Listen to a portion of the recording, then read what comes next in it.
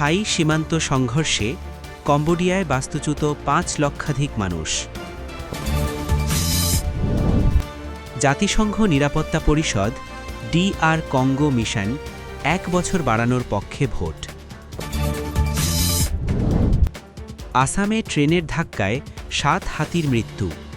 লাইনচ্যুত রাজধানী এক্সপ্রেসের ৫ বগি। আসসালামু আলাইকুম, স্বাগতম জানাচ্ছি ফ্রেশ ফিড নিউজ সংবাদে। আমি মোহাম্মদ কিবরিয়া। এতক্ষণ শুনছিলেন সংবাদ শিরোনাম, এবার বিস্তারিত কথা। থাইল্যান্ড ও কম্বোডিয়ার সীমান্তের বর্তমান পরিস্থিতি নিয়ে আমরা যদি একটু গভীরভাবে নজর দিই, তবে দেখব সেখানে এক মানবিক বিপর্যয় নেমে এসেছে যা সত্যিই আমাদের সবাইকে ভাবিয়ে তুলছে। সাম্প্রতিক সময়ে থাই সীমান্ত এলাকায় অস্থিরতা ও উত্তেজনার জেরে কম্বোডিয়ার সীমাবর্তী এলাকাগুলো থেকে প্রায় ৫ লক্ষাধিক মানুষ তাদের ঘরবাড়ি ছেড়ে নিরাপদ আশ্রয়ের খোঁজে বেরিয়ে পড়েছেন। আপনারা নিশ্চয়ই বুঝতে পারছেন ৫ লক্ষ মানুষের বাস্তুচ্যুত হওয়া কতটা বড় একটি ঘটনা এবং এর পেছনে যে কারণগুলো রয়েছে তা আমাদের সাধারণ জীবনযাত্রার উপর কতটা প্রভাব ফেলে। এই পরিস্থিতির কারণে সীমান্তবর্তী গ্রামগুলো এখন প্রায় জনশূন্য হয়ে পড়েছে এবং সেখানকার সাধারণ মানুষ, বিশেষ করে শিশু ও বৃদ্ধরা চরম অনিশ্চয়তার মধ্যে দিন কাটাচ্ছেন। ভাবুন তো একবার, রাতের আধারে যখন মানুষ নিজের পৈতৃক ভিটা ছেড়ে শুধুমাত্র প্রাণ বাঁচানোর তাগিদে অজানা কোনো গন্তব্যের দিকে রওনা হয়, তখন তাদের মনের অবস্থা কেমন থাকে। এই বিশাল সংখ্যক মানুষ এখন অস্থায়ী ক্যাম্পগুলোতে অবস্থান করছেন, যেখানে খাদ্য, পানীয় জল এবং ওষুধের তীব্র সংকট দেখা দিয়েছে। আন্তর্জাতিক সংবাদ মাধ্যমগুলো বলছে যে দীর্ঘদিনের অমীমাংসিত কিছু বিষয়ের কারণে এই উত্তেজনার সৃষ্টি হয়েছে, যা এখন এক ভয়াবহ মানবিক সংকটের রূপ নিয়েছে। আপনারা যদি এই পরিস্থিতি নিয়ে আমাদের কমেন্ট বক্সে আপনাদের মতামত জানান, তবে আমরা বুঝতে পারব যে আপনারা এই বিষয়টি নিয়ে কতটা সচেতন। আর যারা আমাদের চ্যানেলে নতুন এসেছেন, তারা অবশ্যই সাবস্ক্রাইব করে আমাদের সাথে থাকুন, যাতে এমন গুরুত্বপূর্ণ খবরাখবর সবার আগে পেতে পারেন। ফিরে আসছি মূল আলোচনায়। এই বাস্তুচ্যুত মানুষগুলোর ভবিষ্যৎ এখন কোন দিকে যাবে তা নিয়ে বিশ্লেষকদের মধ্যে নানা মত রয়েছে। অনেকে মনে করছেন যে যদি দ্রুত কোনো সমঝোতায় পৌঁছানো না যায়, তবে এই বাস্তুচ্যুতির সংখ্যা আরও বাড়তে পারে, যা পুরো অঞ্চলের স্থিতিশীলতাকে নষ্ট করতে পারে। কৃষিপ্রধান এই অঞ্চলের মানুষগুলোর আয়ের প্রধান উৎস ছিল জমি এবং গবাদি পশু, কিন্তু বর্তমান পরিস্থিতিতে তারা সবকিছু ফেলে আসতে বাধ্য হয়েছেন।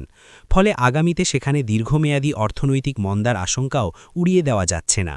এই ধরনের ঘটনাগুলো আমাদের মনে করিয়ে দেয় যে শান্তি ও স্থিতিশীলতা বজায় রাখা একটি অঞ্চলের উন্নয়নের জন্য কতটা অপরিহার্য, এবং আন্তর্জাতিক মহলের উচিত দ্রুত কার্যকর পদক্ষেপ গ্রহণ করা, যাতে এই অসহায় মানুষগুলো আবার তাদের নিজ নিজ ঘরে ফিরে যেতে পারে এবং স্বাভাবিক জীবন শুরু করতে পারে। আমরা এবার চলে যাব মধ্য আফ্রিকার দিকে, যেখানে দীর্ঘদিনের অস্থিরতা নিরসনে একটি গুরুত্বপূর্ণ সিদ্ধান্ত নিয়েছে জাতিসংঘ।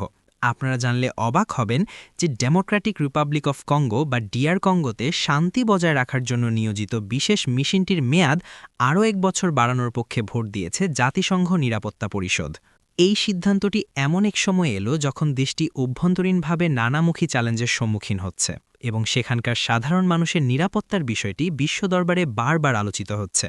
নিরাপত্তা পরিষদের ১৫টি সদস্য দেশই একমত হয়েছে যে বর্তমানে DR কঙ্গোর পরিস্থিতি বিবেচনায় এই মিশনের প্রয়োজনীয়তা অনেক বেশি। এই মিশনের প্রধান লক্ষ্য হল সাধারণ বেসামরিক নাগরিকদের সুরক্ষা নিশ্চিত করা এবং সেখানে শান্তি প্রক্রিয়ার যে অগ্রগতি হয়েছে তাকে আরও শক্তিশালী করা। কঙ্গোর এই শান্তি মিশনটি বিশ্বের অন্যতম বড় এবং ব্যয়বহুল একটি মিশন হিসেবে পরিচিত, যেখানে হাজার হাজার শান্তিরক্ষী কাজ করছেন এবং তাদের এই নিরলস প্রচেষ্টার কারণেই অনেক এলাকায় সংঘাত নিয়ন্ত্রণ করা সম্ভব হয়েছে। তবে চ্যালেঞ্জ কিন্তু কম নয়। বিশাল ভৌগোলিক আয়তন এবং যোগাযোগ ব্যবস্থার সমস্যার কারণে অনেক দুর্গম এলাকায় সাহায্য পৌঁছানো কঠিন হয়ে পড়ে। আপনারা যারা বিশ্ব রাজনীতি ও শান্তিরক্ষী বাহিনীর কাজ নিয়ে আগ্রহী, তারা ভিডিওটি লাইক করে আমাদের উৎসাহ দিতে পারেন এবং DR কঙ্গোর এই পরিস্থিতি নিয়ে আপনার যদি কোনো বিশেষ তথ্য জানা থাকে, তবে অবশ্যই শেয়ার করবেন। নিরাপত্তা পরিষদের এই ভোটাভুটি প্রমাণ করে যে আন্তর্জাতিক সম্প্রদায় কঙ্গোর স্থিতিশীলতাকে কতটা গুরুত্বের সাথে দেখছে।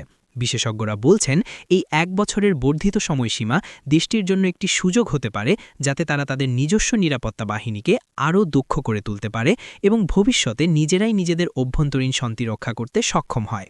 এই মিশনের মাধ্যমে শুধু সামরিক সহায়তাই নয়, বরং মানবিক সহায়তা এবং অবকাঠামোগত উন্নয়নেও অনেক গুরুত্ব দেওয়া হচ্ছে, যাতে সাধারণ মানুষ আবার মূলধারার অর্থনীতিতে ফিরতে পারে। বর্তমান বিশ্বের যে কোনো অস্থির অঞ্চলে জাতিসংঘের এমন উপস্থিতি শান্তি ও সমৃদ্ধির আশাকে টিকিয়ে রাখে এবং ডিআর কঙ্গোর ক্ষেত্রেও আমরা আশা করি এই মিশনটি তার লক্ষ্য পূরণে সফল হবে। আমাদের আজকের সবশেষ খবরটি পরিবেশ এবং বন্যপ্রাণী প্রেমীদের জন্য অত্যন্ত বেদনাদায়ক একটি সংবাদ, যা আমাদের সিস্টেমের কিছু ত্রুটিকে চোখে আঙ্গুল দিয়ে দেখিয়ে দেয়। ভারতের আসাম রাজ্যে ট্রেনের ধাক্কায় মর্মান্তিক মৃত্যু হয়েছে 7টি হাতির, এবং এই দুর্ঘটনার ভয়াবহতা এতটাই বেশি ছিল যে রাজধানী এক্সপ্রেসের অন্তত 5টি বগি লাইনচ্যুত হয়ে গিয়েছে। আসামের বনাঞ্চল এবং এর মধ্য দিয়ে চলে যাওয়া রেললাইনগুলো সবসময়ই হাতিদের চলাচলের জন্য একটি ঝুঁকিপূর্ণ এলাকা হিসেবে পরিচিত, কিন্তু এবারের এই ঘটনাটি অতীতের অনেক রেকর্ড ছাড়িয়ে গেছে।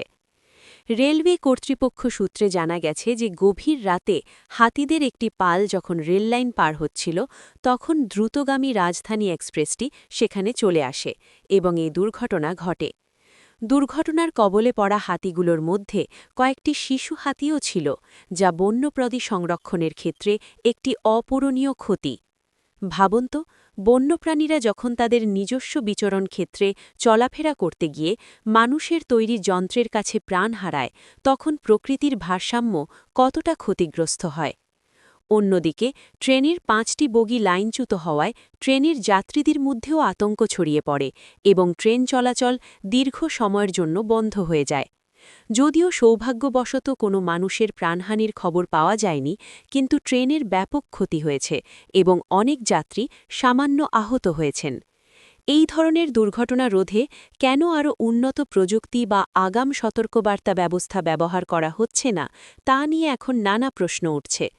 আপনারা যদি মনে করেন যে রেললাইনের পাশে আরও উন্নত সেন্সর ব্যবস্থা বা করিডোর নির্মাণ করা প্রয়োজন, তবে আমাদের ভিডিওর নিচে কমেন্ট করে আপনার মূল্যবান মতামত দিন।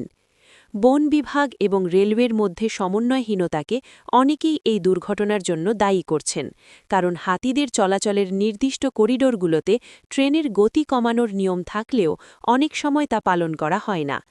এই ট্র্যাজেডি আমাদের মনে করিয়ে দেয় যে উন্নয়নের পাশাপাশি পরিবেশ ও বন্যপ্রাণী রক্ষার দায়বদ্ধতাও আমাদেরই নিতে হবে।